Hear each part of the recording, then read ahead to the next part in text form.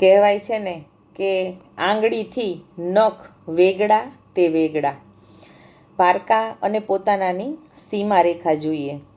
માનવ સ્વભાવમાં એક વિચિત્ર વિરોધાભાસ છે. આપણે પારકા માણસ માટે પર્વત હલાવી દઈએ છીએ, જીવ હોમી દઈએ છીએ. જેમના માટે આપણે હાડકાં ખપાવી દઈએ છીએ, તેમની સાથે આપણે કઠોર બની જઈએ એવું બને? કહેવત છે કે હાથથી નખ વેગળા. આપણા અંગના હોવા છતાં પણ નખ હાથથી અલગ પડી જાય છે. એવી જ રીતે પોતાના સંબંધોમાં અંતર આવી જાય છે.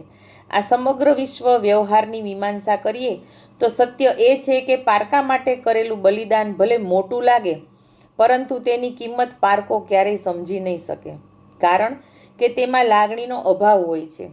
આપણે જેના માટે રાત દિવસ જાગીએ, જેના સુખ દુઃખમાં સહભાગી બનીએ, જેના માટે આપણી વેદનાનો પાર ન રહે, તે વ્યક્તિ જો પારકી હોય તો એક દિવસ એ સહુ વિસરી જ જાય છે અને તેનું હૃદય ક્યારેય એ ઊંડાણ સુધી સ્પંદન પામી જ નથી શકતું, કારણ કે તેના મૂળમાં સ્વાર્થ હોય છે. પારકો વ્યક્તિ આપણને તોડી પાડતા જરા પણ વાર નથી કરતો અને આપણી લાગણીને તે ક્યારેય સમજી નથી શકતો, કારણ કે તેના મૂળમાં નરિયો સ્વાર્થ જ હોય છે. પોતાનું કામ નીકળી જતાં તે તરત જ તે સ્થાન પરથી સરકી જાય છે, અથવા તો બીજી વ્યક્તિનો સાથ મળે તો આપણને દીધેલો સમય, લાગણી બધું જ તરછોડી દે છે.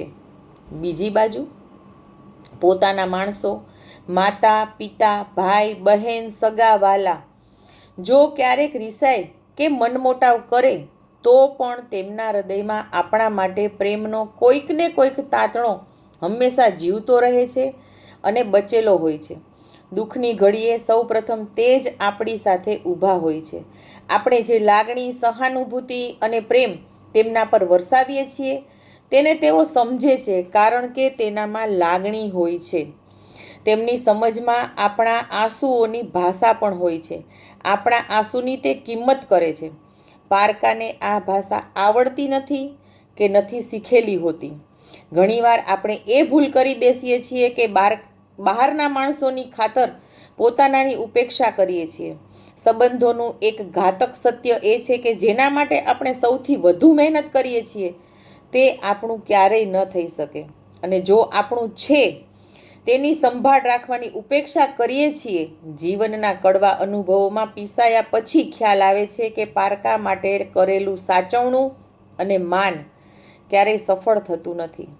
તેનું ફળ હંમેશા કડવું જ હોય છે. તો આ કહેવતનો સાર છે કે પોતાનાને ઓળખો, પારકાને પારકા જ રહેવા દો. પારકાને ગમે તેટલું માન આપો, તે હંમેશા પારકા જ રહેશે.